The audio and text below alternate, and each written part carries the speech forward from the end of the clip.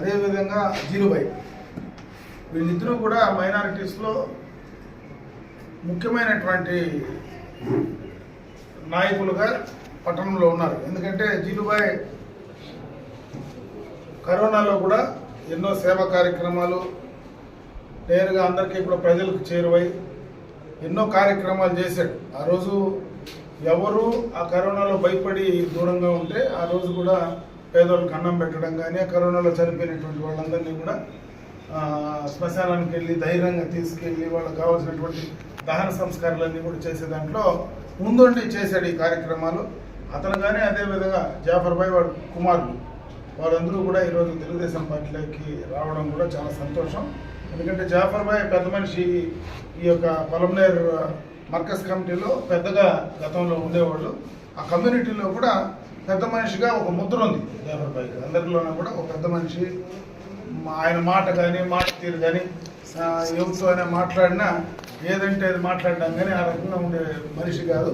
అటువంటి మంచి వ్యక్తి కూడా ఈరోజు తెలుగుదేశం పార్టీలోకి రావాలనుకోవడం నిజంగా కూడా తెలుగుదేశం పార్టీ మేమందరం కూడా చాలా సంతోషిస్తున్నాం.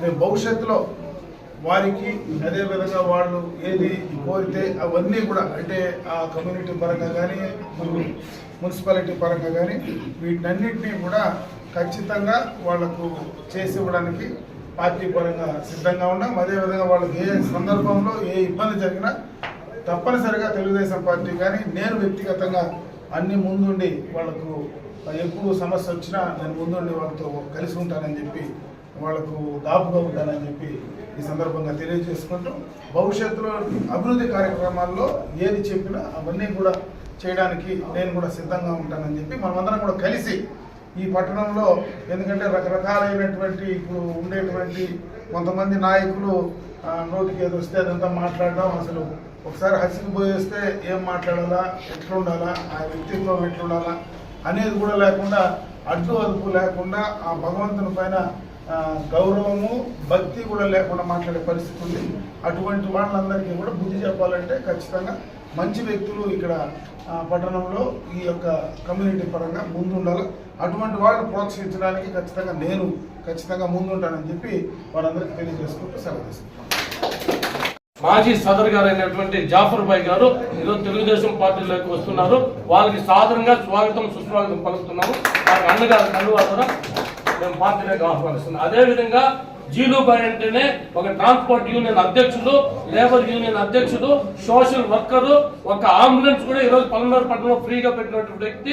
ఎక్కడ అన్యాయం జరుగుతుంటే అక్కడ ముందున్న వ్యక్తి ఆ జీలుబాయ్ కనుక తెలుగుదేశం పార్టీలోకి స్వాగతం సుస్వాగతం. సదర్ భాయ్ జాఫర్ భాయ్ కుమారుడు పార్టీలోకి సాధారణంగా ఆహ్వానిస్తున్నాం.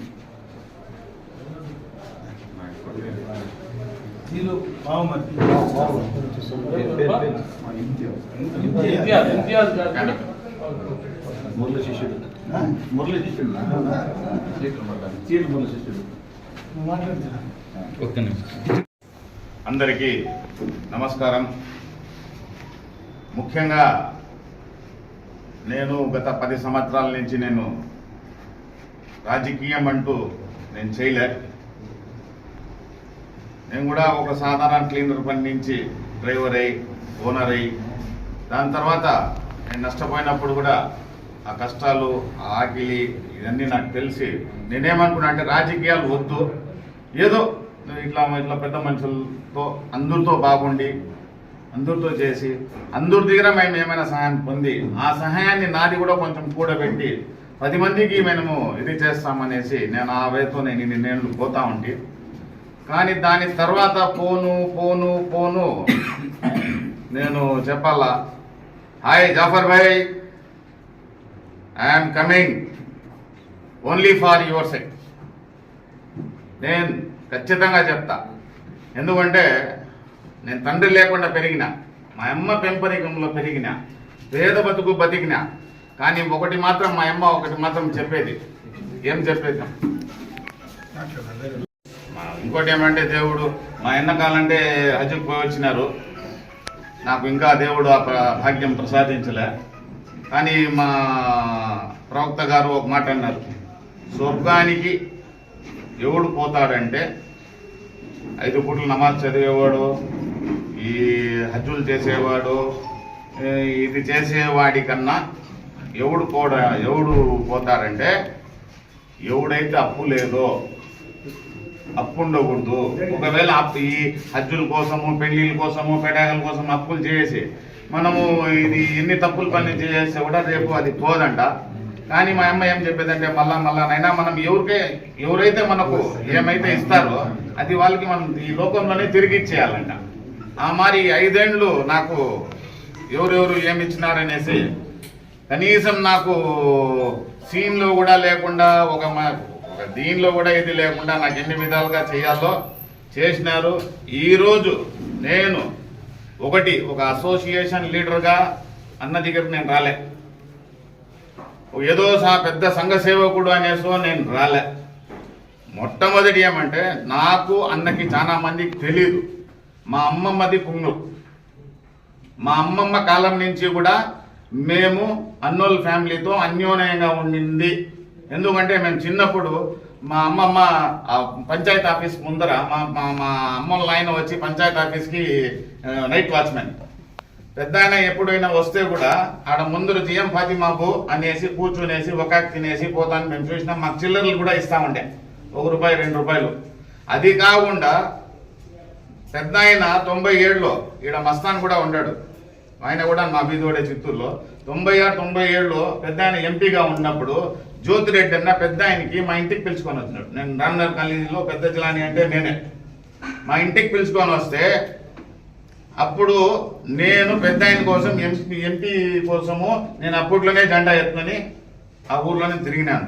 ఈరోజు ఎందుకంటే నేను ఈడ మా అమ్మరన్నకి మనస్సాక్షిగా ఆ భగవంతుని దయతో నేను ఎటువంటి స్వలాభాలకు కానీ నేను ఎటువంటి అది ఇదే ఎంపీటీసీలు కావాలా ఇది కావాలా అనేసి కానీ నేను కానీ ఏం ఆశపడి మేము రాలే. మేము ఒకటి ఏమంటే మీరు వచ్చినప్పుడు మీరు గెలిచి వచ్చినప్పుడు దయచేసి కొన్ని అరాచకాలకి మాత్రం అరికట్టండి.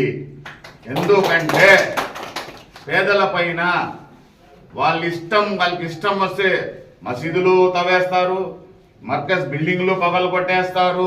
ఆడ పేదోళ్ళని ఎవరైనా ఎప్పుడో అమరన్న ఎప్పుడైనా 2 సెంట్లు భూమి ఇచ్చింటే వాడు కట్టుకోకపోయింటే వాంది కూడా జేసీబీ పెట్టి లోడేస్తారు, అరాచకాలు చేస్తారు.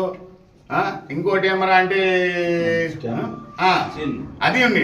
మొన్నటి కాక మొన్న వాడేసి అన్నాడు ఏమన్నాడు అనేసి అదేమే 7 ఎకరాలు ఇంగడిచ్చినాడంట. నాకు తెలిసి నేను 7వ క్లాసు పాసు 8వ క్లాసు ఫెయిల్. 1 ఎకరాకి 100 సెంట్లు. నాకు ఇంతవరకు అక్కడ జాగా కూడా లేదు, నా మొదట్లో ఇంకా లేదు.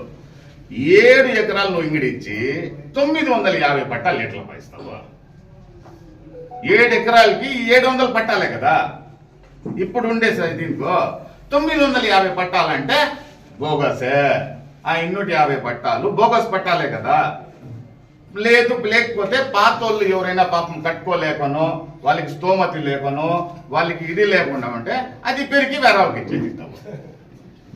ఇంకా 250 అంటే కూడా ఏమైంది? నేను ఒకటి కోరుకుంటా ఈ కులమో ఆ కులమో సంబంధం లేదు. ఎందుకంటే నేను కరోనా కాలంలో ఉండొచ్చు, నేను మొహమ్మదుని ఉండొచ్చు, నేను సాయిబుని ఉండొచ్చు, కానీ నేను యా కోణంలో కూడా ఆ విషయంలో నేను మాత్రం నేను కానీ మా ఎన్నోళ్ళు కానీ ఎవరు కానీ దయచేసి మేము ఆ విధంగా పోలే.